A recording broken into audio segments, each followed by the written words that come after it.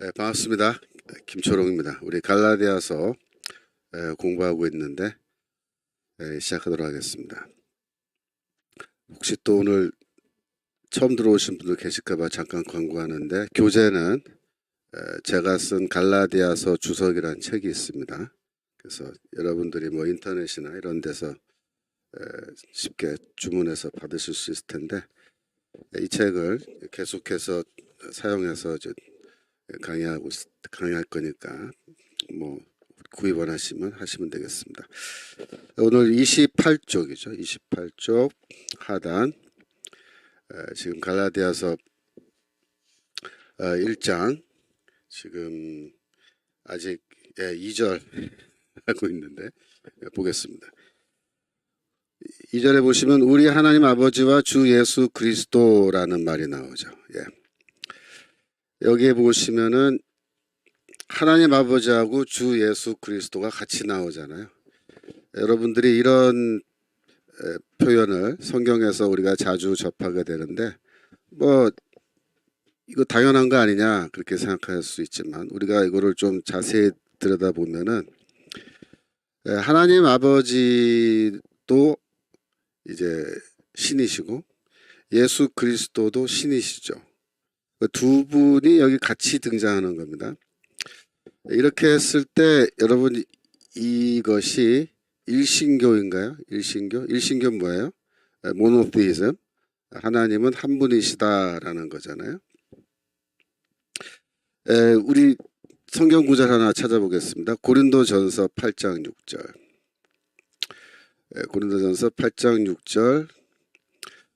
그러나 우리에게는 한 하나님 곧 아버지가 계시니 만물이 그에게서 났고 우리도 그를 위하여 있고가 빠졌네요. 여기 보시면 이제 창조주 하나님이 나오죠. 그런데 그 다음 뭐라 그랬어요? 또한 한 주 예수 그리스도께서 계시니. 그러니까 주님이 몇 분이에요, 그러면? 주님이 두 분이에요, 두 분. 두 분의 주님이 계시는데, 만물이 그로 말미암고 우리도 그로 말미암아 있다라고 해서 두 분이 함께 등장하시는 거죠. 이거를 줄이면은 어떻게 돼요? 갈라디아서 1장 2절 우리 하나님 아버지와 주 예수 그리스도, 그렇게 줄여지는 거예요. 제 질문은 뭐냐면, 이게 일신교냐 하는 겁니다. 이게 일신교 맞냐. 제가 학교에서도 고린도전서 8장 6절 방금 읽은 구절 이걸 읽어주고 학생들한테 이거 일신교냐 이신교냐 이렇게 물으면은 이제 일신교 손들어 그러면 이렇게 손들고요. 이거 이신교다 손들어 그러면 손드는 학생들이 꽤 있어요. 제가 깜짝깜짝 놀라곤 하는데 이거 이신교 아닙니다. 일신교입니다. 일신교. 이러한 종류의 아주 독특한 하나님 이해, 그러니까 하나님을 이해할 때 아주 기독교는 독특한 방식으로 하나님을 이해한다는 거예요. 이런 독특한 방식의 하나님 이해를 뭐라고 그러냐면 이위일체론적, 이쪽에다 쓸게요. 이위일체론적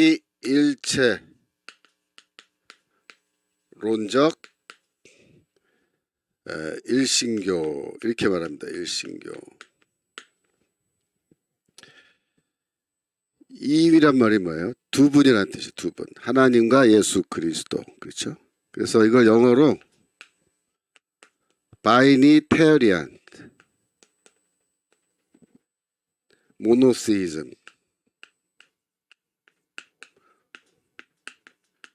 모노시즘은 하나다 이거죠. 그래서 하나님이 한 분 계시니까 일신교. 근데 앞에 이제 바이니테리안이라는 말이 들었어요. 바이란 말은 뭐냐면 두 개라는 거예요. 두 개. 이위일체론적 일신교다. 즉 하나님 아버지와 예수 그리스도를 두 분 다 하나님으로 그렇게 이해한다는 거죠. 여기에 이제 성령님이 추가되면, 그죠? 여기에 이제 성령님이 추가되면 어떻게 되겠어요? 그러면 삼위일체론적 일신교가 되는 거예요. 삼위일체론.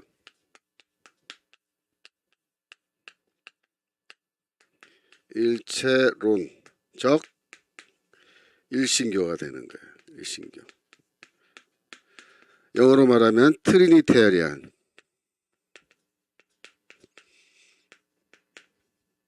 모노시이즘.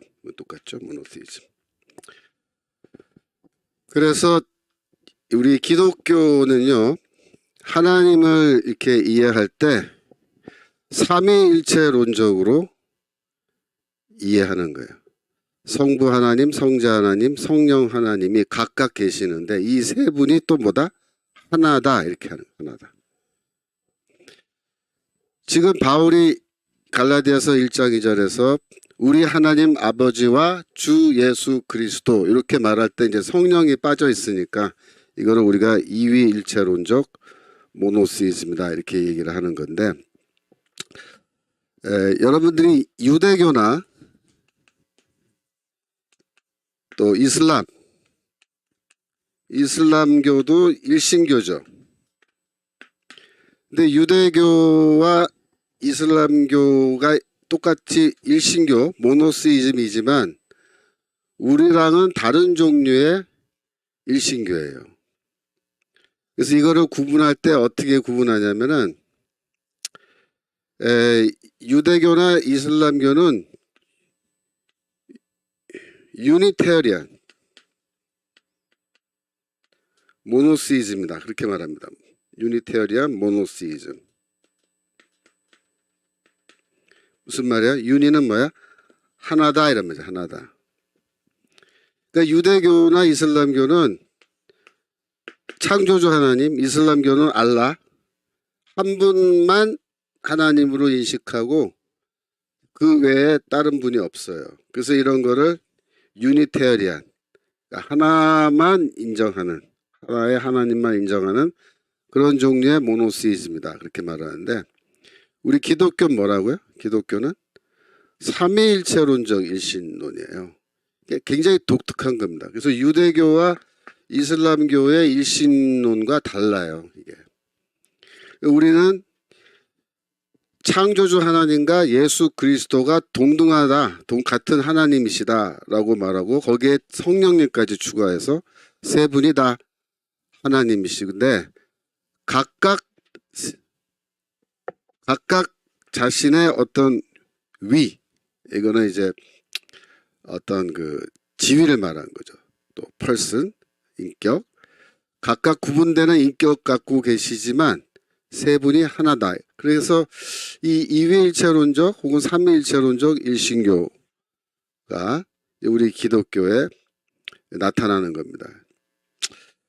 그래서 지금 이 우리가 방금 읽은 이 구절은 무슨 뜻이냐면은,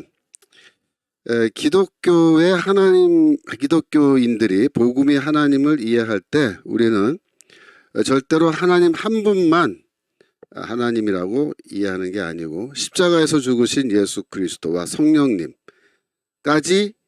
포함해서 세 분이 다 하나님이신데, 그러나 이것이 절대로 삼신교가 아니다. 삼신교가 아니다. 그거를 여러분들이 잘 이해하셔야 돼요. 그런데 여기서 여러분들이 한 가지 더 이제 이해하실 거는, 이건 교과서에 없는 건데 제가 보너스로 이제 말씀드리는 건데, 이 이위일체론적 일신교라는 게 이게 사실은 기독교가 만들어낸 게 아니고 원래 구약 성경에 있는 겁니다. 더 정확하게 말하면 유대교에 이게 원래 있었어요. 성경 찾아보겠습니다. 성경 구절 시편 110편 1절. 시편 110편 1절에 보시면 101편 아니고 110편. 여호와께서 내 주에게 말씀하시기를 내가 내 원수로 내 발등상 되게 하기까지 너는 내 우편에 앉으라 하셨도다 라고 해서, 다윗이 하나님의 보좌를 이제 환상 가운데 직접 보게 됐는데, 그 보좌가 이렇게 있는데 여기 두 분이 같이 앉아 계신다고 그렇게 얘기하는 겁니다. 그래서 여호와께서 내 주에게 이렇게 말하죠. 다시 한번 보여주세요. 여호와께서 내 주에게. 그러니까 여호와는 누구예요? 창조주 하나님이죠. 근데 창조주 하나님 외에 또 다른 한 분이 계신다는 거예요. 그분을 다윗은 나의 주님이다 이렇게 부르는 거예요.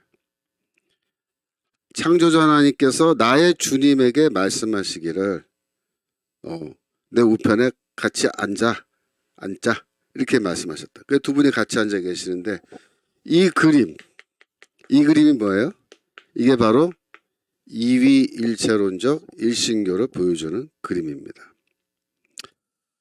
또 다니엘서 7장 9절. 다니엘서 7장 9절. 내가 보았는데 왕자가 놓이고 옛적부터 항상 계시니가 좌정하셨는데 그랬죠. 근데 여기에 왕자가 한국말로는 이제 단수로 번역됐습니다만은 이게 이제 원래 원문에 보면은 복수로 돼 있어요. 복수로. 그래서 내가 다니엘이 뭘 봤냐면 왕좌들을 봤어요. 보좌들을 본 거예요. 몇 개냐? 2개로 봅니다. 2개. 그래서 여기에는 보좌가 이렇게 2개 있는데 옛적부터 항상 계시니가 거기에 좌정하셨다. 그래서 여기 한 분이 앉아 계시죠. 창조주 하나님이 앉아 계신 거예요. 네, 13절 내려가세요. 13절로 다니엘서 7장 13절 내려가면은 또 내가 밤 이상 중에 보았는데 인자 같은 이가 하늘에서 구름을 타고 와서 옛적부터 항상 계신 자에게 나와 그 앞에 인도되매. 그래서 이제 하늘에서 구름을 타고 누군가가 내려오세요. 인자 같은 이가란 말은 무슨 뜻이냐면 사람처럼 보이는 어떤 분이란 뜻이에요. 사람처럼 보이는 어떤 분. 그러니까 사람이 아니에요. 왜? 하늘에서 내려오고 구름을 타고 내려오기 때문에 이분은 평범한 인간이 절대로 아니에요. 근데 이분이 이 보좌 앞으로 인도되니까 14절 그에게 권세와 영광과 나라를 주고 모든 백성과 나라들과 각 방언하는 자로 그를 섬기게 하셨으니 그의 권세는 영원한 권세라 옮기지 아니할 것이요 그의 나라는 패하지 아니할 것이라. 영원한 나라죠. 영원한 나라. 영원한 나라의 왕으로 그분을 임명하세요. 하나님께서. 그래서 모든 백성들이 그를 왕으로 섬기게끔 그렇게 이제 하시는 건데 이 대목에서 여기 지금 보좌 하나가 비어 있잖아요. 근데 다니엘서 7장에 뭐 그분이 여기 앉으신다 그런 말은 나오지 않지만 의미상으로 그분을 왕으로 임명하기 때문에 이 보좌 비어 있는 보좌에 그분이 이제 앉으시는 거예요. 이렇게 두 분이 함께 다스리시는 겁니다. 근데 이 그림하고 다니엘서 7장에 이 그림하고 시편 110편의 이 그림이 똑같죠. 근데 생각해 보세요, 여러분. 이게 구약 성경에 이미 있어요. 이위일체론적인 일신교죠. 이게. 그러니까 유대교 랍비들은 이러한 성경 구절들을 매일같이 읽는 거예요. 그러면 유대교 랍비들은 하나님을 이해할 때 이렇게 이위일체론적으로 이해하지 않았을까요? 그렇게 했다고 봐야 돼요. 그렇게 했다고. 그래서 유대교에 여러 가지 랍비들의 그 전승들이 있는데 그 중에 Two powers in heaven, Two powers in heaven, 하늘에 있는 2개의 권세다라고 하는 이런 주제의 글들이 있습니다. 이런 글들을 읽어보면 랍비들이 이렇게 하늘로 올라가요. 그러니까 하늘로 좀 재밌는 말로 투어, 여행을 간다고 이렇게 얘기하는데 하늘로 올라가서 천사들이 하늘을 이렇게 투어를 시켜줘요. 구경을 시켜줘요. 이렇게 쭉. 그러면서 제일 마지막에 어디 가냐면 가장 높은 하늘에 올라가요. 하나님의 보좌가 있는 곳에. 그래서 올라가서 봤더니 어떻다는 거예요? 이게 보인다고. 이게. 그래서 투 파워스란 말이 뭐냐면 2개의 권세. 2분이 계신다. 그런 말이에요. 2분이 계신다. 이런 문서들이 있습니다. 고대 시대. 그래서 원래 이 하나님을 이위일체론적으로 이해하는 것은 구약 성경에 이미 나와 있고 유대교 안에도 존재하는 그러한 방식의 하나님 이해입니다. 그러나 유대인들은 2세기 혹은 3세기에 와서 이 two powers in heaven, 하늘에 있는 두 개의 권세에 대해서 논하지 마라, 그렇게 결정을 해요. 이걸 말하면 다 이단이다, 그렇게 결정을 해서 없애버려요. 왜 없앴냐 하면은 교회가, 기독교가 이 이위일체론적인 일신교의 기초에서 십자가에서 죽으신 예수 그리스도를 하나님이라고, 하나님과 같은 분이라고 그렇게 자꾸 주장하니까 그게 너무 유대인들은 듣기 싫은 거예요. 그래서 우리 안에 있는 이런 전통 자체를 없애버리는 게 더 낫겠다, 이렇게 결정을 해서 이거를 이단으로 정죄해버려요, 자기들이. 그래서 이 고대시대 2세기 3세기가 지나면은 그때부터 유대교 안에 이러한 하나님 이해가, 이위일체론적 하나님 이해가 사라져버려요. 오늘날의 유대교는 어떻게 됐어요? 유니테리안 모노스이즘이 됐다. 원래 유대교가 어떻게 하나님을 이런 식으로 이위일체론 혹은 삼위일체론적으로 하나님을 이해하고 있었어요. 왜? 창세기 1장 1절에 하나님의 영으로 나타나죠. 하나님의 영이 수면 위를 운행하신다고. 그러니까 하나님은 처음부터 성령님이시잖아요. 그러니까 성령님 추가되면 바로 삼위일체론 된단 말이에요. 그러니까 유대인들도 알고 있었어요, 이거를. 여기 원래 그래서 바울도 유대인으로서 이러한 이해를 다 갖고 있었는데, 그죠? 그래서 이런 거는 기독교가 없는 거를 무에서 유를 창조하듯이 만들어낸 게 아니라 원래 이게 성경 안에 있는 거고 유대교 안에도 있는 건데, 그죠? 교회는 이거를 이어받은 거예요. 그러니까 진정한 의미에서 유대교의 하나님 이해를 이어받은 우리 집단은 우리 교회예요.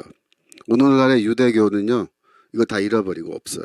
지금 사실 굉장히 중요하고 독특한, 매우 성경적인 하나님 이해 방식입니다. 성경은 이렇게 말해요. 하나님은 한 분이 아니고 세 분이시라고. 조직신학을 가르치는 그 교수님들이 자꾸 뭐라고 얘기하냐면 삼위일체론은 성경에 없는 건데 교회사에서, 교회 역사에서 이단들과 싸우다가 이게 삼위일체론이라는 게 만들어졌다라고 자꾸 그렇게 가르쳐요, 학교에서. 그거 틀린 거예요. 그분들이, 조직신학 하시는 교수님들이 성경을 잘 몰라서 그래요, 성경. 그러니까 신학을 할 때 성경을 알고 신학을 해야 되는데 성경 모르고 신학하면 그렇게 되는 거예요. 여러분 분명히 알아두세요. 여기 갈라디아서 1장이죠. 우리 하나님 아버지와 주 예수 그리스도, 이 두 분이 함께 나타날 때, 이건 무슨 뜻이냐면은 교회는 아주 초기부터 하나님을 이위일체론적으로 또 삼위일체론적으로 그렇게 이해하고 있었고, 그것은 원래 구약 성경에 있는 거고 유대교에도 원래 있었던 건데, 유대인들은 자기들이 그거 싫다고 그 스스로 그 전통을 이런 식으로 하나님을 이해하는 방식을 스스로 포기하고 이슬람교와 똑같은 이런 창조주 하나님만을 하나님으로 이해하는 유니테리안 모노시이즘. 한국말로 하면은 단일신론적, 저기 번역이 어려워요. 일위일체론적, 말이 좀 이상한 것 같아요. 단일신론적 일신교로 같다라고 말할 수가 있겠습니다. 자, 그래서 이런 관점에서 봤을 때 중요한 성경 구절이 하나 있어요. 고린도전서 16장 22절. 고린도전서 16장 22절 보겠습니다. 만일 누구든지 주를 사랑하지 아니하거든 저주를 받을지어다 주께서 임하시느니라, 이렇게 됐는데 개역성경의 번역은 우리 주여 오시옵소서라고 이렇게 또 번역이 되어 있습니다. 우리 주여 오시옵소서. 그래서 우리 주라고 할 때 주는 누굴까요? 예수 그리스도를 말한 거예요. 예수 그리스도. 다시 말해서 하나님도 주님이시죠. 그렇지만 하나님만 주님이 아니고 예수 그리스도도 주님이시라고. 그래서 예수 그리스도를 주라고 부르는 거예요. 초대교회가. 근데 이게 왜 중요하냐면 요 부분이 헬라어로 읽으면요. 마라나타라고 돼 있어요. 마라나타. 여러분 마라나타라고 들어보셨죠?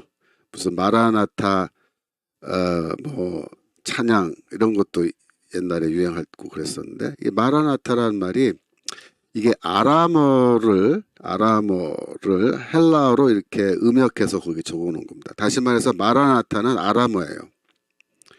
근데 아람어는 뭡니까? 초대 교회에서 두 개의 언어가 사용됐어요. 하나는 아람어, 하나는 헬라어입니다. 아람어는 누가 말하느냐? 팔레스타인에서 살고 있는 유대인들이 아람어를 말하고, 헬라어는 이민 가서 헬라 지역에서 살던 사람들이 다시 이제 고국에 돌아와서 이제 헬라어를 쓰는 거예요. 그래서 예루살렘 교회 안에 두 그룹이 있었죠. 그래서 히브리파와 헬라파 이렇게 나눌 때 히브리파는 히브리어를 쓰지 않습니다. 그때 히브리어는요 다 까먹었어요. 유대인들이. 더 이상 히브리어를 일상용어로 쓰지 않고 아람어를 쓰는 겁니다. 아람어를.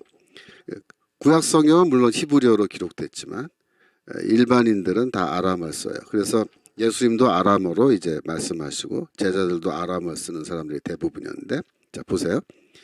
이 아람어로 마라나타가 뭐냐면요. 우리 주여 오시옵소서, 그렇게 된 우리 주여 오시옵소서. 제가 책에 좀 설명해 놨는데 뭐 마라나타로 읽으면은 이제 우리 주여 오시옵소서가 되고, 마란 하고 띄고 아타로 읽으면 주님이 오셨다라는 평서문이 돼요. 근데 어느 쪽으로 되건 뭐 사실 큰 상관없지만 여기서는 기도문으로 보죠. 우리 주여 오시옵소서.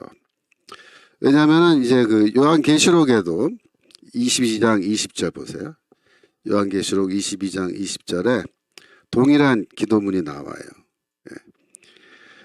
이것들을 증거하시니가 가라사대 내가 진실로 속히 오리라 하거늘 아멘 주 예수여 오시옵소서. 이게 똑같잖아요. 그죠?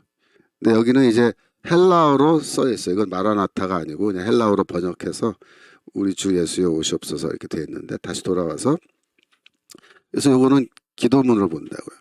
이게 왜 중요하냐면 여기서 분명하게 예수를 주라고 부르고 있는 거예요. 그런데 이게 아람어로 돼 있기 때문에 생각해 보세요. 그 당시에 아람어를 쓰는 유대 기독교인들이 이렇게 기도한 거예요. 근데 이 기도문이 예배 시간에 자주 사용되는 거예요.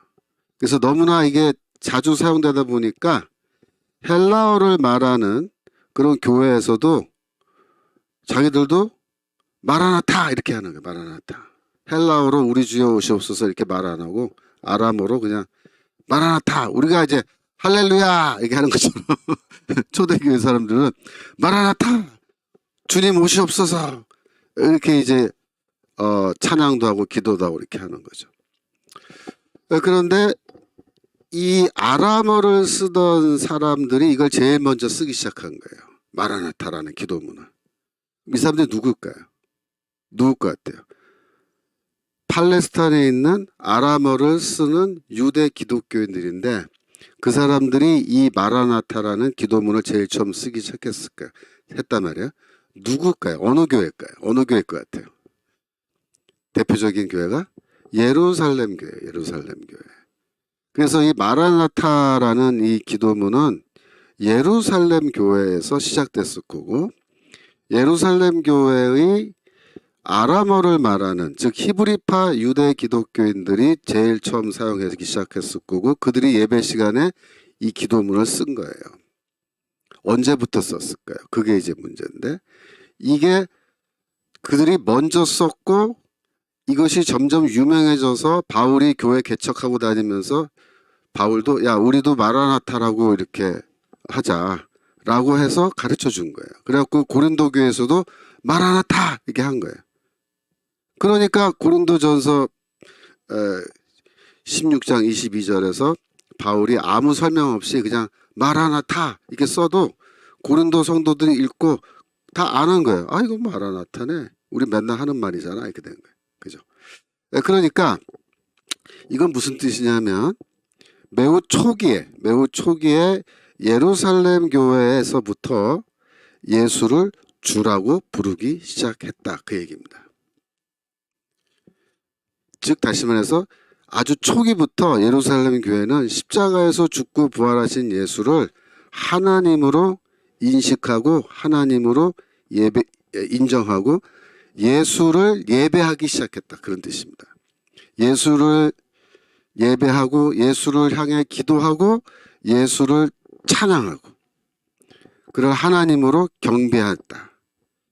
그렇게 얘기하는 거예요. 그러니까 이거는 무슨 뜻이냐면 예수께서 죽으시고 부활하시고 승천하신 그 이후에 교회는 거의 곧바로 예수를 하나님과 같은 분으로 인식을 하고 예수를 주라고 부르면서 주님이라고 부르면서 예수를 예배하기 시작했다는 거예요. 근데 요즘에 많은 학자들이 뭐라고 또 이상한 주장을 하냐면 초대교회가 예수를 하나님으로 인식하고 예수를 예배하기 시작한 것은 부활 직후 초기가 아니고 상당 기간 세월이 흐른 뒤다 이렇게 주장을 해요. 즉 예수를 처음에는 인간으로 평범한 인간으로 교회가 인식을 했다가 점점 예수가 신격화됐다 그렇게 주장을 하는 거예요. 그러니까 그 말은 뭐예요? 예수가 그냥 평범한 인간인데 초대교회가 야 우리 예수를 하나님으로 우리 그냥 인정하는 게 어때? 뭐 이렇게 회의를 하듯이 서로 논의를 해가지고 그래 그게 좋겠어 뭐 이래가지고 점점 예수가 신격화됐다. 이딴 식으로 이걸 설명하고 주장하는 거예요. 맞아요 여러분? 그랬을까요? 아닙니다. 교회는 예수의 십자가 죽음과 부활을 다 보고 제자들이 아주 초기부터 예수를 하나님과 같은 분으로 인정하고 그래서 초기부터 예수를 마라나타 예수여 어서 오시옵소서 주 예수여 오시옵소서 그러면서 예수를 주라고 부르고 예수를 하나님과 같은 분으로 인식을 하고 예수를 예배하기 시작했다. 그래서 기독교의 예배는요. 성부 하나님, 성자 하나님, 성령 하나님 이 삼위일체 하나님을 예배하는 게 교회 예배예요. 절대로 여러분이 그래서 유대교 회당에 가서 주일날 예배드리면 안 되는 거예요. 유대교에 가서 유대교 신자가 돼서 뭐 유대교의 하나님이 아브라함의 하나님, 이삭의 하나님, 야곱의 하나님이니까 우리가 믿는 하나님하고 똑같지 않냐. 그러니까 나 뭐 아이고 여기 교회에서 꼭 예배 드릴 필요 있나? 다음 주에는 유대교 회당 가서 예배 드리지. 이렇게 하면 안 된다는 거예요. 여러분들은 이제 한국에는 유대인들이 많지 않고 없고 거의 없고 회당이 없으니까 괜찮은데 이제 외국에 가면은 바로 우리 동네 회당이 있어요.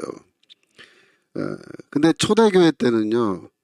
유대인들과 더불어서 교회가 항상 같이 있었기 때문에 살았기 때문에 같은 동네에서 이 사람들 중에 자꾸 교회 다니는 기독교인인데 회당에 자꾸 들락날락 하는 거예요. 특별히 언제 가냐면 교회가 핍박을 받으면 사람들이 회당으로 도망가 버려요.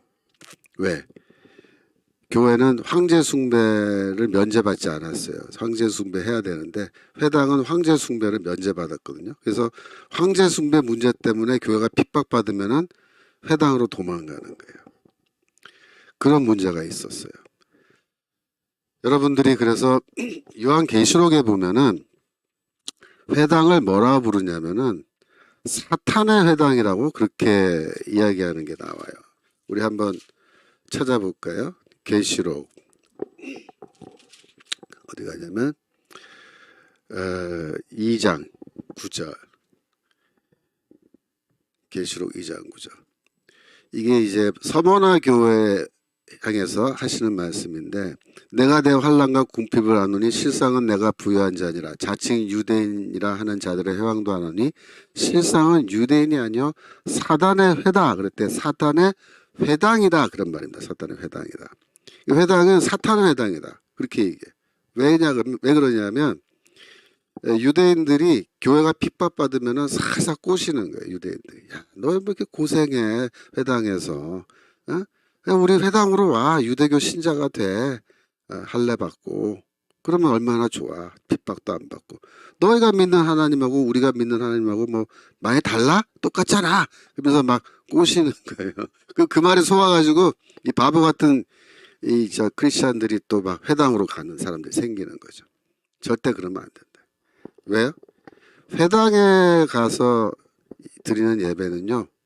삼위일체 하나님을 예배하는 게 아닙니다. 여러분. 그 절대로 여러분 이해하셔야 돼요. 정확하게 하셔야 돼요. 교회 예배라야 우리는 삼위일체 하나님을 예배할 수 있어요. 그래서 회당의 예배는 가짜입니다. 가짜. 진짜 예배는 뭐냐? 삼위일체 하나님을 예배하는 이 교회의 예배가 진짜 예배인 거예요. 여러분 그걸 분명히 아셔야 돼요. 제가 예전에 그 LA에서 제가 잠깐 목회를 한 적이 있는데 담임 목회한 적이 있는데 그때 저희 교회 이제 여자 집사님이 한 분 계셨어요. 다른 교회 다니다가 이제 우리 교회로 왔는데 아주 뭐 예배 열심히 다니고 뭐 예배 안 빠지고 열심인데 하루는 제가 요한계시록 설교하다가 사탄의 회당에 대해서 얘기했어요. 그래서 뭐라 했냐면 유대교회는 구원이 없다. 유대인들은 하나님을 제대로 알지도 못하고 유대교회는 구원이 없다. 그렇게 얘기했더니 이분이 시험에 들어갔고 그 다음 주부터 교회를 안 나오는 거예요. 알고 보니까 남편이 유대인이 남편이. 그러니까 유대인 남자랑 결혼한 거예요. 국제 결혼한 거죠. 그래서 알고 보니까 남편이 유대인인데 이 여자분은 어떻게 생각했냐면 유대교회도 구원이 있고 유대교 회당 예배도 제대로 된 예배다. 그렇게 생각한 거예요. 그래서 남편은 유대교 믿고 천국 가고 나는 기독교 믿고 천국 간다. 이렇게 생각한 거예요. 그 뭐라 그래요? 종교다원주의. 종교다원주의를 갖고 살았던 거예요. 전 몰랐죠. 우리 교회 온 지 얼마 안 됐으니까. 알고 보니까 뭐예요? 아, 이게 완전히 잘못하고 계신 거죠. 그래서 유대교회 구원이 없다. 그 말에 시험이 들어가지고 교회를 안 나오는데 성도들이 아무리 전화해도 이게 안 나온대요. 그래서 제가 찾아가서 그러면 어떻게 해야 되나? 뭐 제가 가서 어떻게 사과를 해야 되나?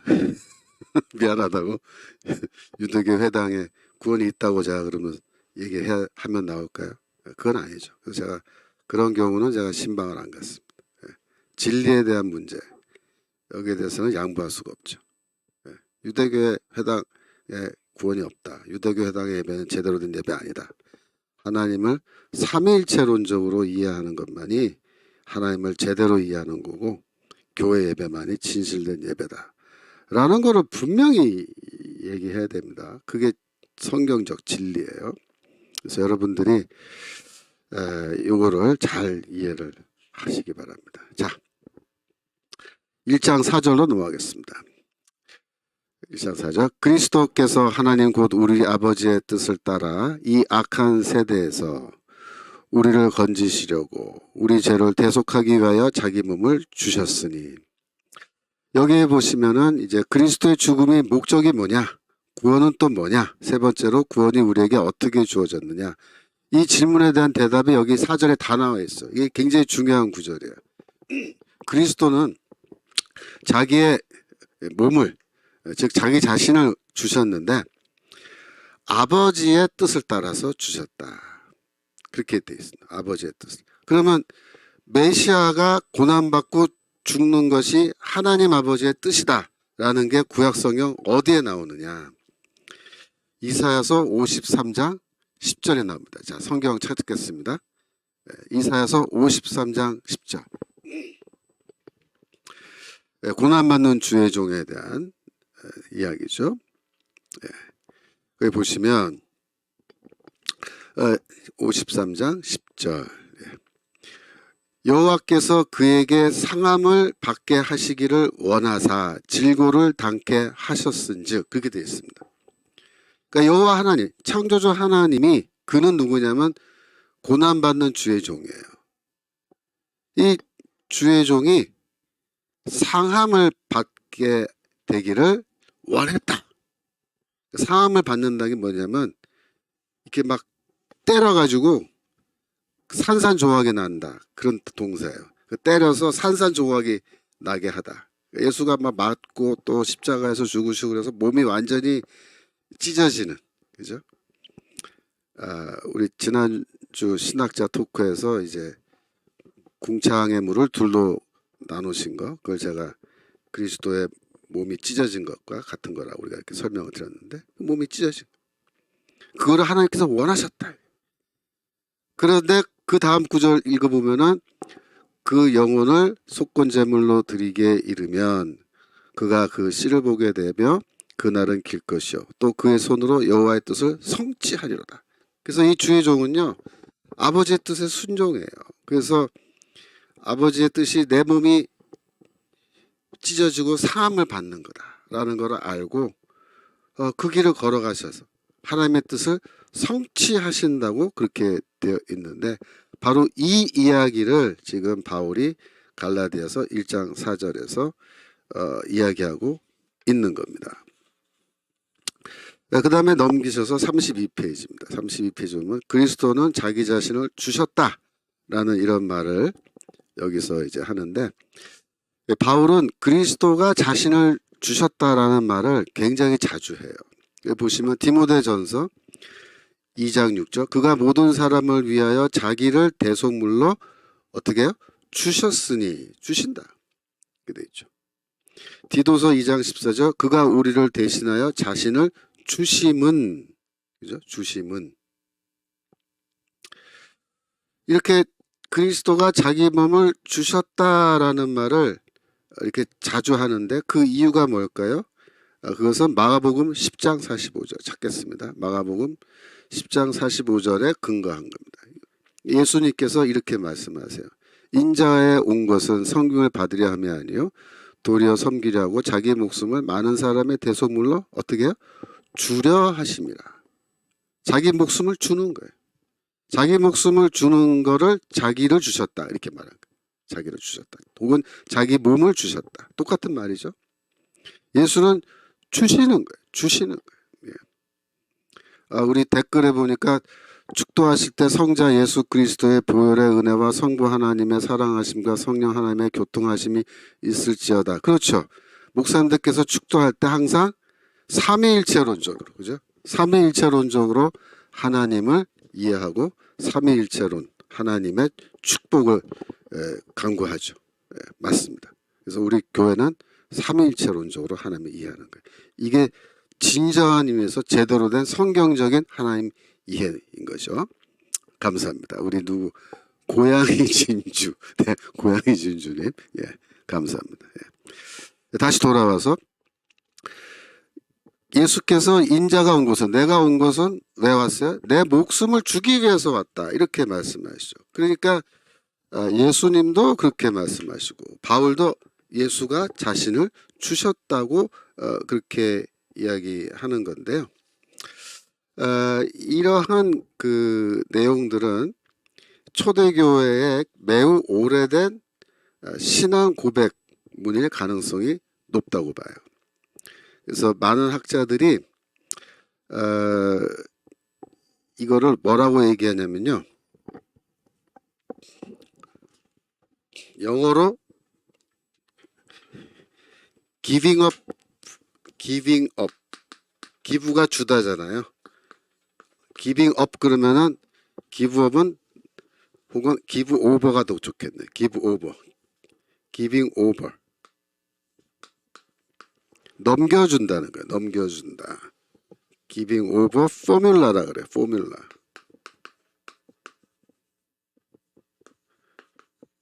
그래서 우리말로 하면은 넘겨줌의 양식, 이렇게 번역을 해요. 넘겨줌의 양식. 무슨 말이냐면 성경을 보니까 예수께서 자기 자신을 넘겨주고 또 하나님께서 자기 아들을 넘겨주고 누구한테 넘겨줘? 우리에게. 왜? 우리 죄를 위하여. 그래서 넘겨준다라는 이런 양식이 자주 나오더라 이런 말입니다. 어디 또 나오나요? 예를 들어서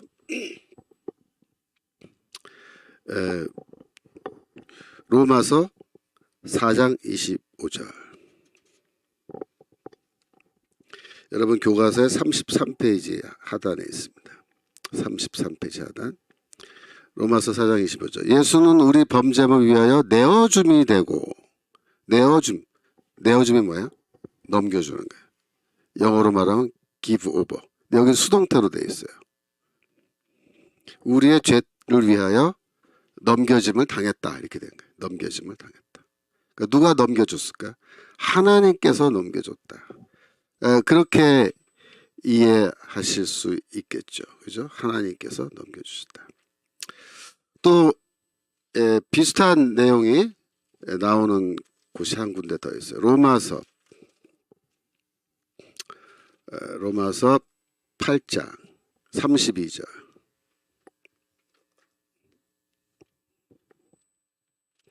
로마서 8장 32절. 자기 아들을 아끼지 아니시고 우리 모든 사람을 위하여 내어주시니가. 내어주다.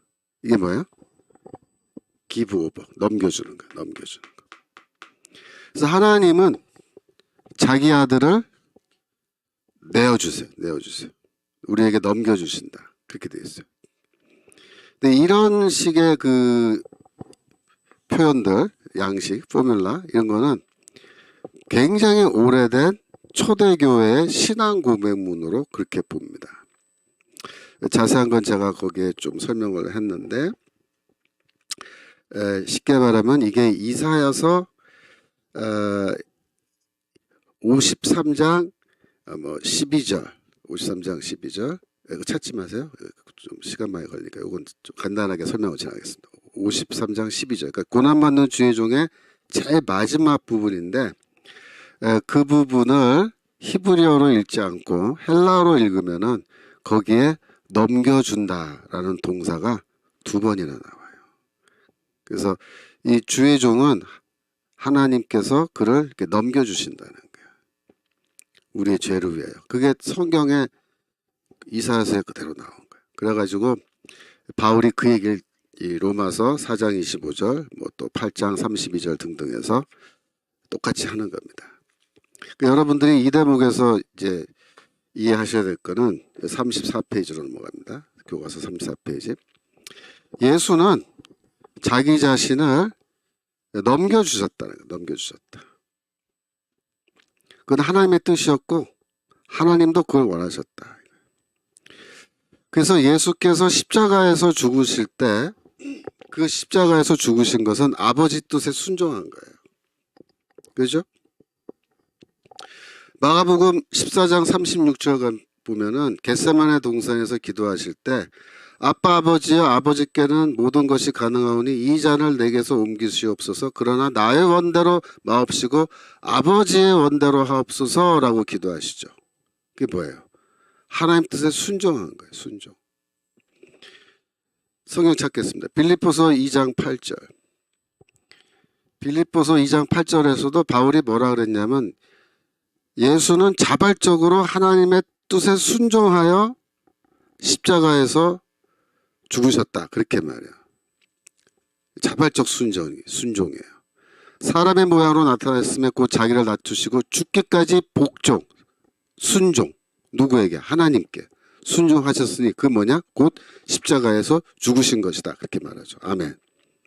자, 보세요. 이렇게 성경은 분명하게 예수는 하나님의 뜻에 따라서 순종하여 자기 자신을 우리에게 내어주신 거예요. 그래서 십자가에서 죽으신 거예요. 근데 오늘날 많은 목사님들이 교회에서 뭐라고 설교하냐면 예수가 죽은 거는 예수께서 십자가에서 죽으신 것은 사회개혁을 주장하다가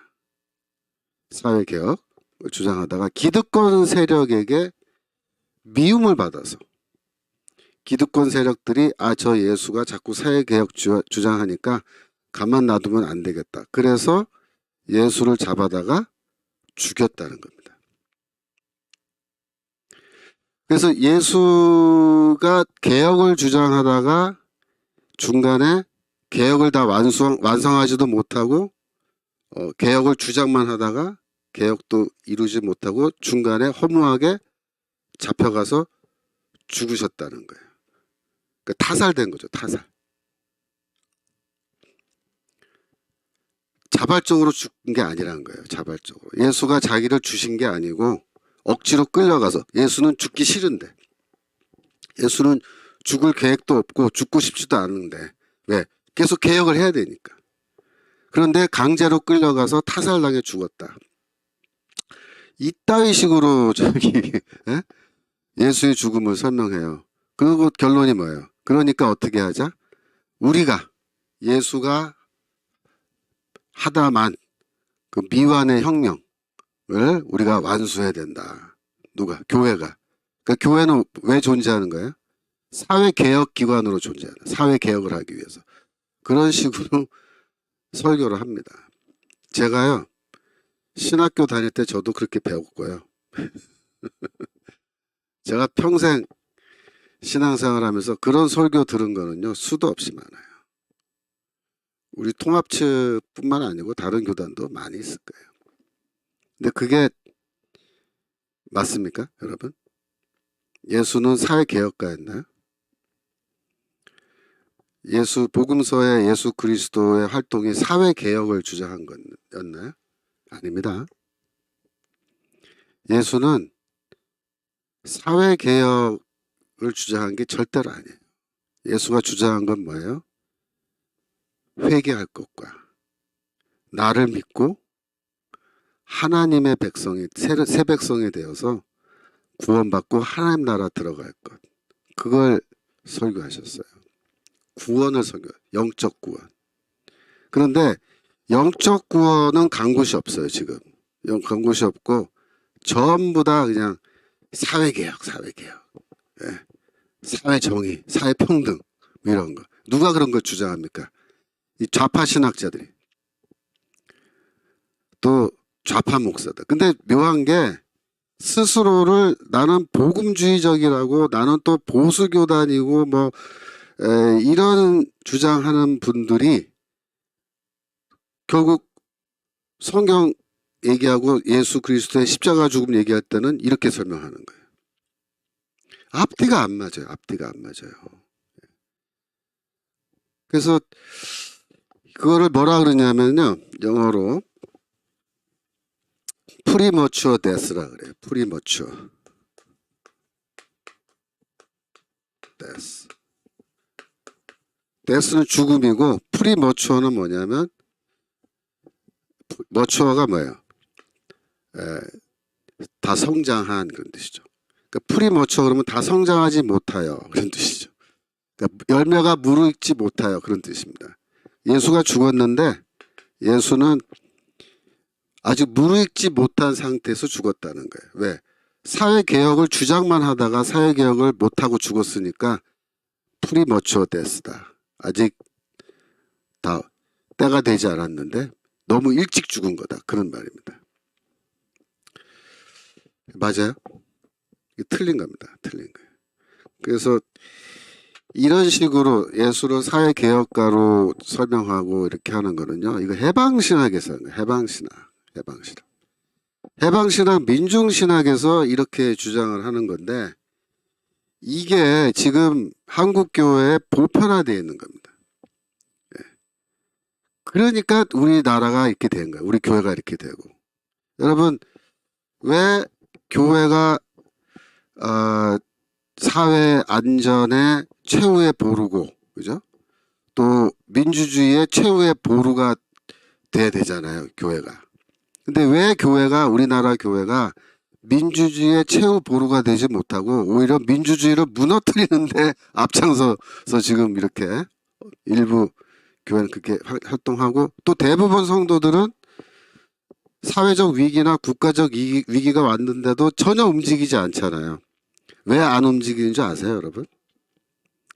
이런 식으로 예수의 죽음을 엉터리로 설명하고 이게 진리라고 믿고 있기 때문이에요. 그래서 사회개혁하자, 뭐 촛불 두고 나가자 그러면 교회 청년부가 그걸 들고 나가요. 교회 청년부, 대학 청년부가 촛불 두고 나가는 거예요. 광화문에. 제가 만들어낸 얘기가 아니고요. 저희 딸이 광화문 세문안교회 대학 청년부 다녔잖아요. 근데 그 청년부 담당 목사가 2016년도 11월, 12월 그때 금요일 날 이렇게 또 토요일에 청년부 모임 있잖아요. 그러면 그 청년부 모이면요. 목사가 인솔을 해서 애들 데리고 광화문에 나가서 촛불 들고 집회 참여하는 거예요. 우리 딸이 와서 그 얘기를 하면서 아빠 왜 목사님이 우리를 광화문 촛불 집회로 데리고 나가는지 난 이해가 안 돼. 그러면서 그 다음 주부터 교회를 안 가려고 그러더라고요. 예. 그런 상황인 거예요. 왜? 자기들은 그 목사 머릿속에서는 이거 사회개혁이다. 이거 사회개혁. 왜? 이게 예수가 하던 일이다. 예수가 하던 일. 그러니까 우리가 이거 해야 된다. 이게 진짜 그런 미친 짓들을 하고 있는 겁니다. 그 당시에. 지금도 그렇지만. 그래서 우리가 이 성경을 제대로 가르치고 제대로 알고 믿고 복음이 뭔지를 분명하게 알아야 되는데 우리나라 교회가 제대로 된 복음을 몰라요. 진짜 복음을. 예? 그래서 우리나라를 바로 잡으려면요. 제일 먼저 우리가 뭐부터 해야 되냐면 교회부터 바로 잡아야 됩니다. 교회부터. 그러니까 우리 정광훈 목사님이 지금 주장하고 하시는 일이 한편으로는 뭐예요? 복음을 제대로 가르치고 성령의 능력 가운데서 제대로 된 성도들 살아가는 그런 제대로 성도들을 만드는 거예요. 그게 첫 번째. 두 번째, 그거에 기초해서 이제 나라를 바로잡는 이 두 가지 일이 병행돼야 된다. 지금 그렇게 말씀하시는데 저는 절대적으로 옳다고 생각합니다. 왜? 교회가 지금 이게 망가져 있는데 이거 왜 망가졌냐면 복음을 정확하게 가르치지 않아서 이게 망가져 있었던 거예요. 이제라도 이제 바로 잡아야 돼요.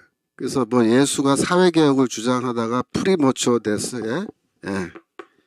이런 거 하고, 했다. 예, 그래서 세문안교회가 좌파교회라고 하는군요. 애국 집회에 침묵하고 있고요. 맞습니다.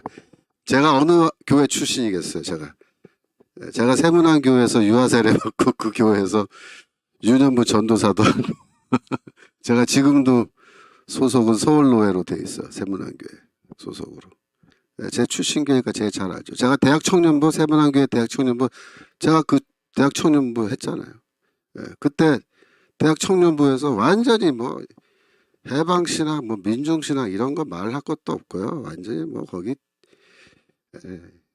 진짜 엉망진창이었습니다. 근데 제가 지금 생각해 보면요, 미쳤어요. 지금은 뭐 많이 나아졌느냐? 그렇지 않아요. 지금 거기 뭐 목사님이나 집사 장로부터 해서 제정신 아닌 엉터리 복음 믿고 있는 사람들 수태민이 많은 거예요. 하여튼 그래서 예수께서 바울이 뭐라고 얘기합니까? 1장 4절 우리 아버지의 뜻을 따라, 그죠? 이 악한 세대에서 우리를 건지시려고 구원하시려고 우리 죄를 위하여 자기 몸을 주셨다. 자발적으로 주신 거예요. 여러분, 예수는 죽기 싫은데 나 죽기 싫어 그런데 뭐 억지로 끌려가서 강제로 끌려가서 이렇게 나 죽기 싫은데 그러면서 돌아가신 거예요? 그게 아니에요. 예수는 아예 예루살렘으로 올라가실 때에 죽음을 목표로 죽기 위해서 올라가시는 거예요. 제자들한테 뭐라 그래? 내가 이제 올라가면 고난받고 죽는다. 내가 죽을 거다. 4월 만에 근데 다시 부활할 거다. 그 얘기 자꾸 하잖아요. 제자들은 한 귀로 듣고 한 귀로 흘려요. 그런데 여러분, 예수는 죽음을 향해서 똑바로 걸어가셨습니다. 그 죽음을 피하려고 하신 게 아니에요. 이거 자발적으로 하신 거예요. 자발적으로. 여러분, 예수께서 그 성전에, 예루살렘 성전에 올라가서 소동 일으킨 거 아시죠? 성전 뭐 정화 사건이라 말하지만 성전 소동 사건이에요. 성전 소동을 일으켜서. 그건 무슨 뜻이냐면, 여러분, 성전에서 그 정도 소동 일으키면요, 대제사장이 가만히 있을까요? 사내들이니 손 본다고요. 예수가 그걸 모르고 했을까요? 아시고 한 거예요. 그 말은 뭐냐면 날 죽여라 이겁니다. 예, 날 죽여라. 그 거의 자살행위 같은 거야. 성전에서 막 소동 일으키고 막 하는 거는. 그래서 평소에 뭐라 그래? 이 성전 무너질 거라고 막 말씀하시고 그랬잖아요. 그래서 예수는 스스로 죽음을 향해 걸어가셨고 자발적으로 자기 자신을 우리에게 주신 것이지, 무슨 사회개혁 주장하다가 강제로 끌려가서, 예? 때가 안 됐는데 일찍 죽으신 거, 그런 게 아니라는 거예요. 절대로 그런 거예요. 그런 식으로 복음을 왜곡하면 안 되겠죠. 그 다음에 34페이지입니다. 이 악한 세대에서 우리를 구원하기 위해 자기 자신을 주셨다. 이 악한 세대에서라는 말은 뭐냐면 악한 세대로부터 우리를 분리시키려고 그런 뜻입니다. 이 악한 시대로부터 우리를 따로 떼어내시려고. 여러분, 그 하나님의 그 구원은 항상 무엇으로부터 이렇게 나오는 거예요. 그래서 어디 향해서 가는 거예요. 우리가 어디로부터 나와요? 이 악한 세대에서 벗어나야 돼요. 악한 세대. 이 악한 세대에서 벗어나서 이제 미래의 하나님의 나라를 향해서 걸어가는 거예요. 그게 구원인데, 이 악한 세대에서 벗어나는 거는 여러분 이렇게 생각하셔야 돼요. 자, 구원. 그러니까 우리가 구원이라 그러면요, 구원은 항상 미래에 우리에게 주어지는 하나님의 나라. 구원은 첫 번째로 미래의 것입니다. 미래의 구원. 즉 하나님의 예수의 재림과 부활과, 우리가 부활하죠. 부활과 하나님의 나라. 하나님의 나라. 이게 미래의 구원이죠. 두 번째로 구원은 미래의 것이기도 하지만 뭐예요? 구원은 현재의 구원도 있어요. 현재의 구원. 현재의 구원. 현재의 구원이 뭐예요? 뭐 사회개혁 그런 거 아니고, 현재의 구원은 뭐냐면 이 악한 세대로부터 우리가 분리되어서 하나님의 거룩한 백성이 되어, 하나님의 거룩한 백성이 되어 주의 뜻을 성취하기 위해서 살아가는 것. 그게 뭐야? 그게 구원이에요. 그것도 구원이에요. 그 현재적 구원이죠. 현재의 구원. 제가 이걸 좀 더 쉽게 설명하기 위해서 제가 경험한 거 좀 얘기 드릴게요. 제가 예전에 1990년대, 아니 2000년대 초반이네. 2000년대 초반에 이제 그 LA에서 목회할 때 저희 교회에 어떤 여자 집사님이 계셨는데, 그 여자 집사님 집이 교회 바로 뒤에 있었어요. 근데 그 집에 아들이 있었는데, 아들이 뭐 하는 사람이냐면 래퍼예요. 래퍼. 랩, 막 노래 부르는 사람. 가수죠. 근데 굉장히 그 유명한 가수였어요, 사실. 근데 그 친구가 한국에 나와서 활동을 하다가, 가수 활동하다가 이 대마초 이런 거 문제 걸려서 추방당했어요. 그래서 그때 미국 와 있어요, 자기 집에. 근데 엄마 말이 저한테 뭐라냐면, 아들이 해가 지면은 나가서 새벽이 되면 들어오고 하루 종일 잔대요. 그리고 해가 지면 또 나가고. 그래서 걱정을 하는 거예요. 제가 그러면 그 주머니랑 가방을 한번 뒤져봐라 그랬어요. 하얀색 가루가 나오나 안 나오나 봐라. 뒤졌어요. 뒤지니까 나왔어요. 그래서 엄마가 저한테 그 얘기를 하니까 제가 교회를 한번 데려와라. 내가 상담을 할 테니까 데려와라 그랬는데 안 온대요. 안 온다고. 고집부린대요. 그래서 좀 기다려보자 그러고 있는데 하루는 아침에 조간신문 받았는데 LA에도 조간신문이 있어요. 한국신문. 중앙일보 받아봤는데 일면에 대문짝만하게 기사가 났는데 한국 청년이 베트남 마약 딜러를 총으로 쏴 죽이고 지금 도주 중이라는 거예요. 근데 이름이 K모군이야. K모군. 근데 거기 뭐라 했냐면 전직 가수로 유명한 K모군 그렇게 돼 있어요. 딱 보니까 걔. 아니나 다를까 집에 전화해 보니까 아무도 전화 안 받고 벌써 경찰이 다 데려갔어. 부모까지. 사흘 뒤에 얘가 자수했습니다. 근데 얘 주장은 뭐냐면 자기는 그 베트남 마약 딜러를 죽이지 않았다. 제가 마지막으로 가서 마약을 사온 건 사실인데 그때 살아 있었고 자기 뒤에 누군가 가서 죽인 거다. 그렇게 얘는 주장을 하는데 일단 미국에서는 그렇게 혐의가 생기면요 바로 감옥에 집어넣어 버립니다. 교도 구치소가 따로 없어요. 바로 감옥에 넣어버려요. 근데 얘가 나보러 면회를 와달라고 요청해 온 거야. 목사님 면회 와달라고. 그 제가 갔어요. 그 주립 감옥 프리즌에 가서 이제 만났어요. 유리창 이렇게 놓고 만나죠.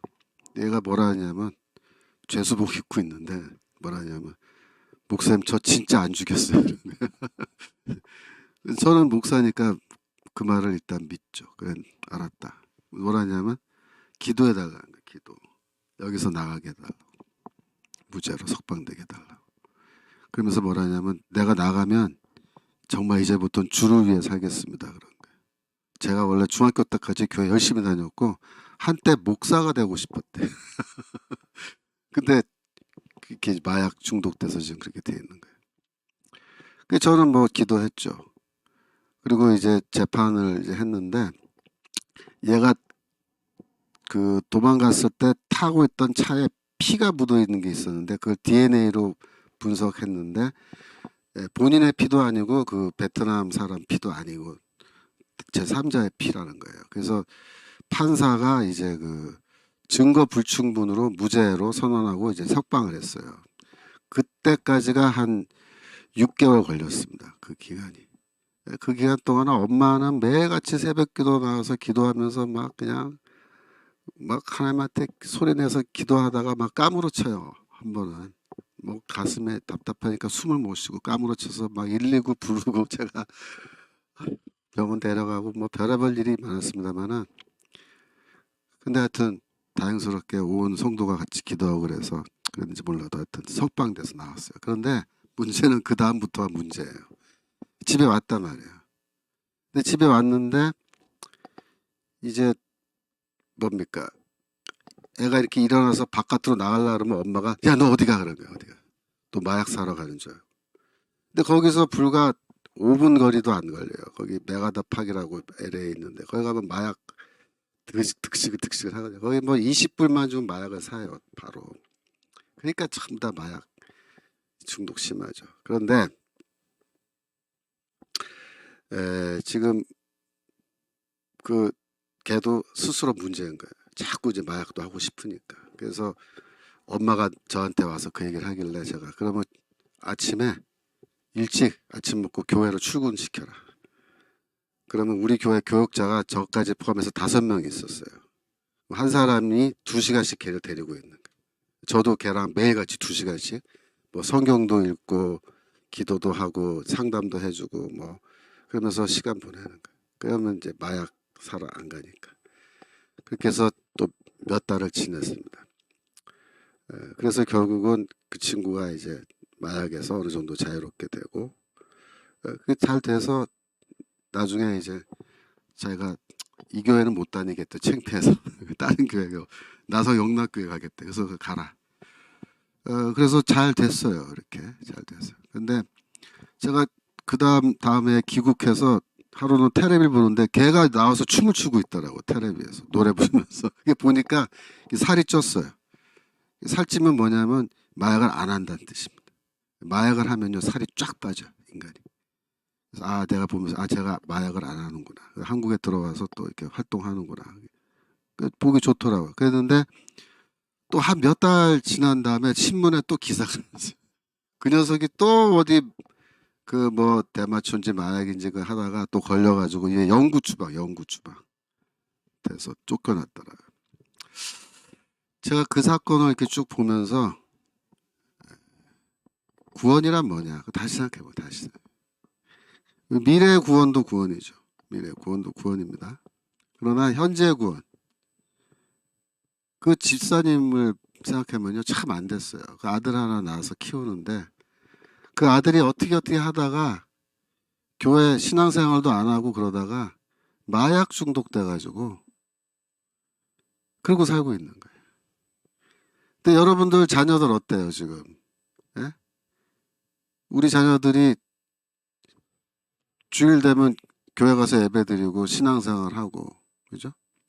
하나님의 백성이 되어서 자기가 죄인이란 걸 깨닫고 예수 그리스도의 십자가 죽음으로 하나님의 은혜로 우리가 구원받고 이 땅 위에서 주의 뜻이 무엇인지를 알고 그 뜻을 성취하기 위해서 주를 예배하면서 가난하든 부하든 상관없이, 그죠?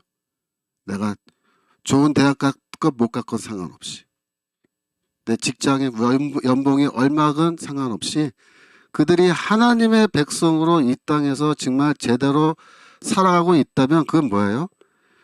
여러분과 여러분의 자녀와 여러분의 가정에 이미 구원이 임한 거예요. 임한 거예요. 근데 참 안타깝게도 이 죄에 빠져가지고 거기서 헤어나지 못하고 끝까지 이 죄의 그 마수에 걸려가지고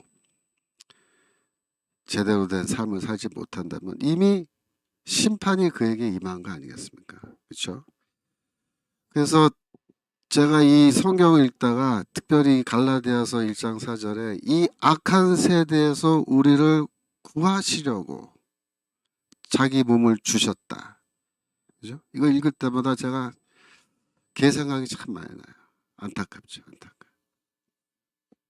그래서 우리가 이 자녀들을 정말 잘 키워야 되는데, 여러분 자녀들 잘 키우는 거는요, 뭐 학원 보내고 뭐 예? 피아노 뭐 태권도 무용 가르치고 그런 게 자녀 잘 키우는 게 아니고, 뭐 과외 시켜갖고 뭐 좋은 대학 보내고, 좋은 대학 보내지 말라는 건 아니고 보내시긴 보내는데 더 그 중요한 게 있어요. 애들을 신앙생활 제대로 가르쳐야 돼요. 신앙생활 제대로 된 기독교인으로 키워야 됩니다. 기도하면서 정말 우리가 그게 뭐예요? 우리에게 현재적으로 구원이 임하는 거예요.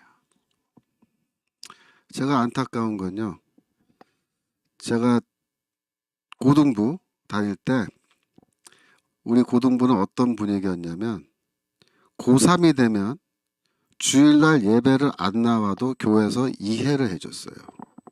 양해를 해줬다 이 말이에요. 무슨 말이에요?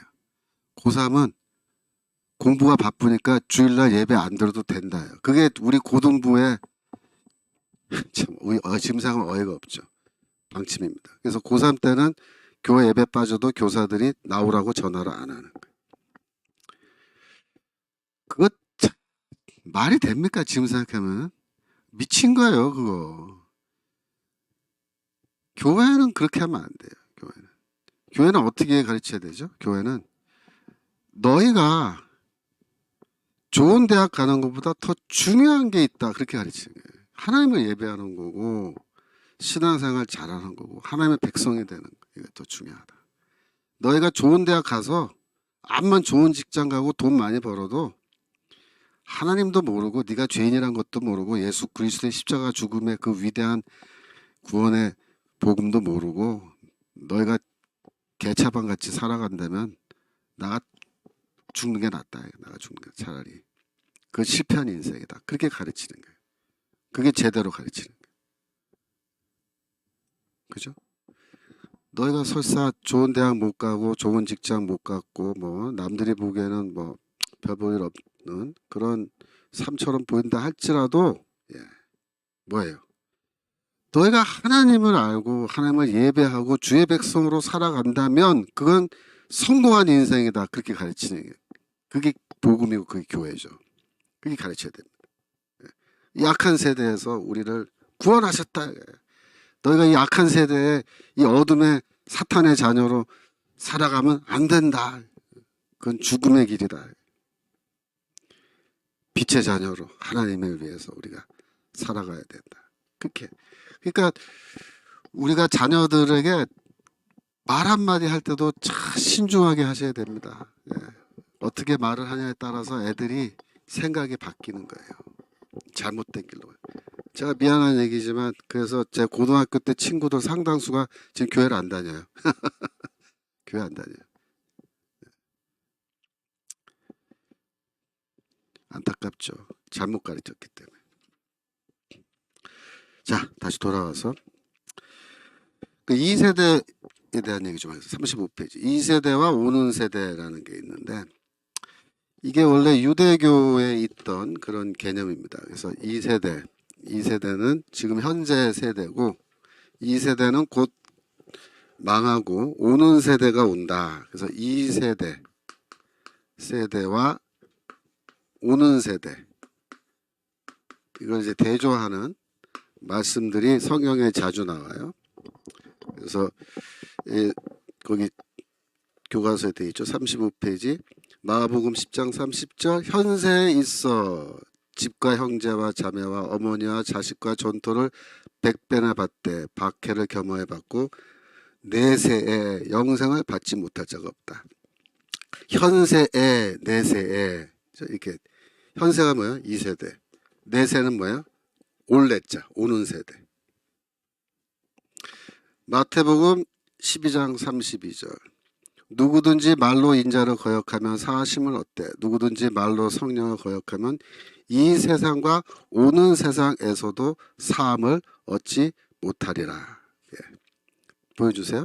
예. 이 세상과 오는 세상, 이 세상, 오는 세상, 그죠? 번역이 세상 세대 다릅니다만 똑같은 말이에요. 이 세상과 오는 세상. 그런데 바울이 이 얘기를 왜 하느냐? 현 세대는 사실상 이 세대는 끝났다. 지난주에 설명했죠. 예수의 부활은 원래 종말에 일어난 사건인데 이미 예수가 부활했기 때문에 이 세대는 이미 끝장났다. 이제는 오는 세대가 지금 여기 이미 도착했다. 오는 세대가 도착했다. 그래서 우리 기독교인들은 이 세대에 살고 있지만 이 세대에 소속되지 않아요. 벗어났어요. 이 악한 세대로부터 우리는 이미 분리됐어요. 그래서 우리는 오는 세대에 소속되어서 우리는 미래를 바라보고 미래를 향하여 살아가고 있다. 그런 말입니다. 그런 말. 그러니까 이러한 의미에서 아주 바울은 예수 그리스도의 그 십자가 죽음을 매우 정확하게 이렇게 이해하고 있고 예수는 무슨 사회 개혁을 위해서 그 주장하시다가 돌아가시고 그런 게 아니고 예수는 우리를 이 악한 세대로부터 분리시켜서 이제 하나님의 자녀로 살아가는 것. 그게 구원이에요. 구원을 우리가 주시기 위해서 예수가 자기 몸을 주시는 그런 죽음을 죽으셨다. 그래서 우리는 더 이상 이 세대에 소속되지 않는다. 그거죠. 자, 38페이지 1장 5절 보겠습니다. 1장 5절. 영광이 그에게 세세토록 있을지어다. 아멘. 그렇게 되어 있는데 이거 영광송이라고 하죠. 영광송. 그래서 이 영광송을 제가 지난번 그 신학자 토크 때 창조에 나타나신 그리스도 첫째 날 시간에 제가 빛의 창조, 빛은 곧 또 정광 목사님께서 예수 그리스도라고 말씀하시잖아요. 그래서 이 빛은 영광이고요. 예수 그리스도 그분이 신적 영광, 하나님의 영광을 갖고 계시고 그 영광 그 자체라 말이에요. 영광 그 자체, 하나님의 영광 그 자체. 그래서 영광은 항상 그리스도에게 또 하나님께 속한 것이고 우리에게 속한 것이 아니다. 그래서 영광은 항상 주께 돌려야 돼요. 주께 영광을 돌리는 게 뭡니까? 찬양, 주를 찬양하는 거죠. 그래서 여기서도 편지에서도 영광이 그에게 영원토록 있을지어다라는 영광송을 여기에서 이제 집어넣어서 그 편지를 쓰는 거죠. 자, 1장 6절 넘어갑니다. 1장 6절. 함께 읽어볼까요? 갈라디아서 1장 6절. 이제부터가 이제 편지의 본론에 들어간 거예요. 본론에. 1장 6절. 그리스도의 의대로 너희를 부르신 이를 이같이 속히 떠나 다른 복음 좇는 것을 내가 이상히 여기노라. 보통 이제 바울이 편지를 쓸 때 요 다음에 감사 찬양이라는 게 보통 나와요. 그래서 다른 편지에는 감사 찬양, 또 기도 제목 이런 것도 나오고, 그래서 내가 너희를 사랑할 때마다 뭐 너희를 위해서 기도할 때마다 하나님께 감사하노니 이런 말이 나오는데 갈라디아서에 그런 게 없어요.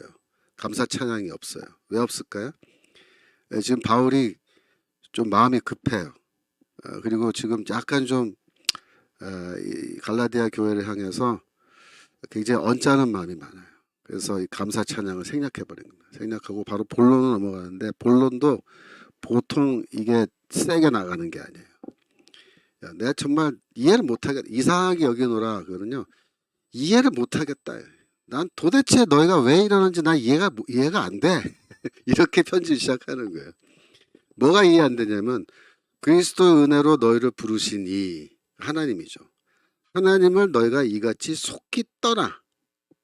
이제 떠난다는 말이요, 타령한다는 뜻입니다. 타령하다. 배교하다. 그런 뜻이에요. 배교하다. 너희가 이렇게 복음을 속히 떠났다 할 때 그 속히라는 말은 시간을 나타내는 것보다도 그토록 쉽게, 그토록 쉽사리 그런 뜻입니다. 제가 40페이지에 설명해 놨죠. 너희가 이렇게 정말 예상외로 너무나 쉽게, 이렇게 쉽사리 하나님을 떠나서 그 어마어마한 말이죠. 하나님을 떠난 거예요. 하나님을 떠나서 다른 복음을 따라가는 거, 쫓아가는 거.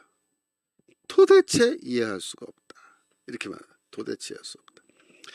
그래서 이 바울이 여기서 떠나라는 말을 했는데 39페이지 제가 해놨죠. 그 말이 사용된 메타티셈이라는 동사인데, 이 말이 이 배교와 타령 등등을 나타내는 단어다. 그러니까 이 갈라디아 성도들의 상태가 지금 뭐냐? 거의 배교자가 되려는 상태다. 이 복음을 떠나서 다른 복음, 여러분 다른 복음은요, 그 복음이 아닙니다. 복음이 여러 가지가 있는 게 아니에요. 복음 딱 하나밖에 없어요. 그러니까 다른 복음은 복음이다 아니다? 아니다입니다. 복음이 아닌 다른 것, 즉 할례당이 가르치는 주장하는 복음이란 것, 그걸 쫓아가는 건데 그 복음이 아니라는 거예요. 그걸 지금 쫓아가는데 너무나 쉽게, 그죠? 쉽게 그걸 쫓아가는 걸 나는 이해를 못하겠다. 그렇게 얘기하는 겁니다. 그러면서 이상하게 여기노라라는 말을 하는데, 이상하게 여긴다라는 말은 뭐 깜짝 놀랐다, 혹은 어안이 벙벙하다 그런 정도의 뜻입니다. 어안이 벙벙하다. 그래서 이 은혜로 너희를 부르신 그 하나님을 떠나서 지금 할례당의 복음을 쫓아가는 거는, 그는 배교 행위고 그 복음도 아닌 거를 쫓아가. 그러니까 이단 같은 거예요. 이단에 빠진 건 배교죠. 쫓아가는 거는 도대체 나로서는 이해가 안 되는 그런 이야기다라고 이제 얘기하는 겁니다. 1장 7절로 넘어가겠습니다. 1장 7절 44페이지입니다. 다른 복음은 없나니 다만 어떤 사람들이 너희를 교란하여 그리스도의 복음을 변하게 하려 함이라. 그러니까 다른 복음으로 가는 거 이상하게 여긴다 그랬으니까 바울이, 야, 그런데 다른 복음이란 건 없는 거잖아. 그것도 명확하게 얘기해야겠다. 그래서 다른 복음이란 건 없다. 이렇게 말하죠. 어떤 사람들이, 여기서 복수죠. 어떤 사람들, 이 복수의 사람들이 바로 누구냐? 할례당입니다. 할례당. 이 사람들이 너희를 교란하여, 교란한다는 말은 막 어지럽힌다, 혼란에 빠뜨린다는 거예요. 근데 이 단어가 요한복음 5장 7절에 나와요. 요한복음 5장 7절, 병자가 대답하되 주여 물이 움직일 때에 나를 못에 넣어준 사람이 없어서. 그래서 물이 움직일 때에, 움직인다는 단어가 요 너희를 교란한다 그럴 때 바로 그 동사인데 이제 그 동사가 물이 부부부 끓는 걸 묘사하는 거예요. 그러니까 뭘 상상하면 되냐면 맑은 연못이 있잖아요. 그런데 거기다가 나뭇가지를 넣어서 밑바닥에 흙을 막 이렇게 휘저어요. 그럼 어떻게 돼요? 밑에 가라앉은 게 막 떠올라서 물이 막 흙탕물이 되는 거잖아요. 꼭 그런 느낌이에요. 너희를 교란하여. 그러니까 너희 교회가 진짜 잔잔한 이런 연못 같은 상태였는데 이 할례당들이 들어와가지고 막 그냥 교회를 막 휘저어가지고 막 교회가 막 연못 물이 부부부 끓는 것처럼 지금 막 부부부부 막 끓는 거예요. 예. 근데 그놈들이 하는 짓이 뭐냐? 그리스도의 복음을 변하게 하려 함이라. 그래서 이게 변화시킨다는 거예요. 변화시킨다. 복음을 변하게 한다. 복음을 바꾼다. 복음을 변경한다. 그런 뜻입니다. 할례당들은 뭘 해요? 원래 있는 이 복음을 자기들 멋대로 바꿔요. 복음의 내용을 지네들 멋대로 막 만들어내요. 근데 어느 정도로 복음을 바꾸는 거냐? 복음의 본질, 핵심, 진리의 핵심을 뒤집어 엎을 정도의 그런 변경을 만드는 거예요. 그래서 그거는 뭐다? 가짜 복음이라 가짜 복음. 여러분 이 가짜 복음의 문제가요. 오늘날도 이게 심각합니다. 오늘날 한국 교회도 이 목사님들은 원래 성경이 말하는 복음을 그대로 전달해 주는 역할을 하는 게 목회자예요. 그러니까 목회자는 쉽게 말하면 유통업에 종사하는 것과 비슷해요. 우리는 유통업자들이에요. 목회자들은. 왜? 이미 있는 거잖아요. 이미 있는 복음을 이렇게 전달해 주는 거예요. 설명해 주고 전달해 주는 거. 그게 사역자들이 하는 일인데 근데 만약에 이 목회자나 신학자들이 유통을 하지 않고 전달해 주지 않고 자기들이 생산을 해버려요. 생산자 노릇을 한다. 그러면 어떻게 될 것 같아요? 자기들이 복음을 막 만들어내는 거예요. 근데 어떻게 만드느냐? 성경에 있는 이 십자가 복음, 예수 그리스도의 십자가 복음 여기에다가 뭘 막 섞어요. 집어넣어서 섞어. 뭘 섞냐면 뭐 사회과학을 섞습니다. 사회과학. 사회 변형론 이런 걸 막 섞는 거예요. 이념을 섞어요. 이념. 심지어 막스주의, 공산주의 이념도 막 섞어요. 민중신학, 해방신학이 그런 거잖아요. 예? 그리고 또 뭘 섞어요? 뭐 인문과학 이런 것도 막 섞고 철학도 섞고 그 다음에 거기 또 뭐 섞냐면 자기 경험도 막 섞어요. 자기 개인적인 주관적인 생각 이걸 복음에다 막 넣어서 막 섞어갖고 짬뽕을 만들어요. 짬뽕을. 그리고 혼합물을 만드는 거예요. 그래놓고 뭐라 그래요? 이게 복음이다. 이게 복음이다. 믿어라. 구원받아라. 그러면 되겠어요? 안 된다고요. 근데 놀라운 거는 뭐냐면 신학교에 있는 이 신학 교수들이 소위 말해서 신학이라는 이름으로 신학의 이름으로 자꾸 만들어내는 거예요.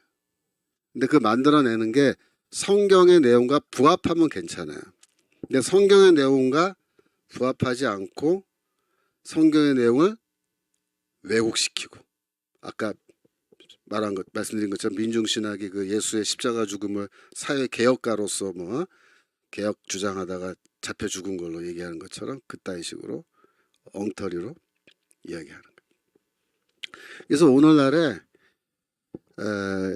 이 가짜 복음, 변형된 게 변질된 복음이에요. 변질된 복음이 판을 치는 거예요. 한국 교회에서도. 그러니까 이 변질된 복음이 이렇게 판을 치면요, 진짜 복음은요, 저 쫓겨나는 거 그래서 정말 안타까운 거는 주일날 제가 이렇게 목사님들의 설교, 다른 교회 목사님들 설교도 제가 직접 듣기도 하고 뭐 유튜브 통해서도 듣기도 하고 해보는데 정말 안타까운 건 뭐냐면 이 제대로 된 복음을 주일 예배 설교 때 가르치는 선포하는 목사님들이 정말 드문 거예요. 어떻게 보면은 진짜 이거는 복음도 아니고 뭐도 아닌데 그게 복음처럼 교회에서 주일날 예배 때 버젓이 예? 이게 복음인 것처럼 너무 참 답답한 거죠. 답답한. 그래서 한국 교회가 위기가 온 거고 한국 교회가 위기가 오니까 국가적 위기가 온 겁니다. 그래서 우리가 지금 이중적 사명을 갖고 있어요. 한편으로는 복음을 바로 세우고 교회를 바로 세우는 이 작업 이걸 해야 되고 한편으로는 또 나라 사회를 바로 세우는 그런 작업을 해야 되는데 우리는 예수가 개혁을 주장하기 때문에 그렇게 하는 게 아니에요. 우리는 예수가 하나님의 아들이시고 십자가에서 우리 죄를 위하여 죽으셨다는 걸 우리가 분명히 알고 우리가 하나님의 은혜로 구원받았다는 걸 알고 그리고 이 복음의 관점에서 우리가 사회를 바라보고 복음의 관점에서 우리가 하나님의 뜻, 특별히 우리나라를 향한 하나님의 뜻이 무엇이냐 이거를 생각하면서 우리나라를 지금 바로 잡으려고 노력하는 겁니다. 아시겠죠? 그래서 우리가 진짜 우리는 복음으로 이 교회를 바로 잡고 또 복음으로 나라를 바로 잡는 그런 일을 해야 되는 거고 그 일을 위해서 우리 정가은 목사님이 이렇게 앞장서서 일을 하시는 거죠.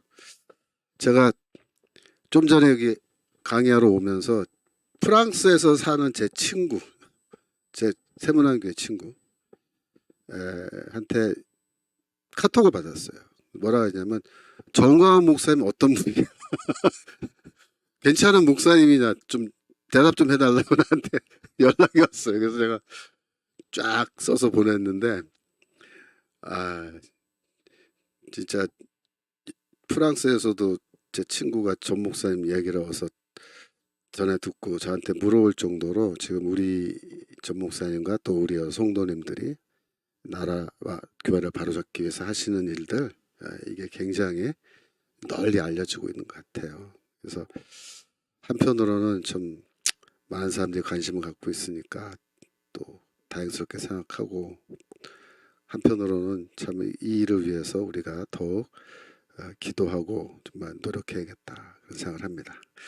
오늘도 이렇게 들어오셔서 저와 같이 갈라디아서 공부할 수 있어서 정말 기쁘게 생각합니다. 우리 실시간 채팅에 들어오신 분들 또 들어오지 않았지만 같이 수업 들으신 분들 오늘도 좋은 하루 하나님의 은혜 가운데서 보내시는 하루가 되길 바랍니다. 제가 기도하고 마치겠습니다. 하나님 아버지 오늘도 말씀을 읽고 연구하게 하시면 감사합니다. 진짜 참복음이 뭔지 깨달을 수 있도록 도와주시고 가짜 복음에 현혹되지 않도록 도와주옵소서. 또 더 나아가서 한국 교회가 이 가짜 복음을 몰아내고 참된 하나님의 예수 그리스도의 십자가 복음으로 바로 서게 되기를 간절히 소원하고 기도합니다. 주여 도와주옵소서. 감사드리며 예수 그리스도 이름으로 기도합니다. 아멘. 우리 다음 주에 또 공부하겠습니다. 그럼 안녕히 계세요.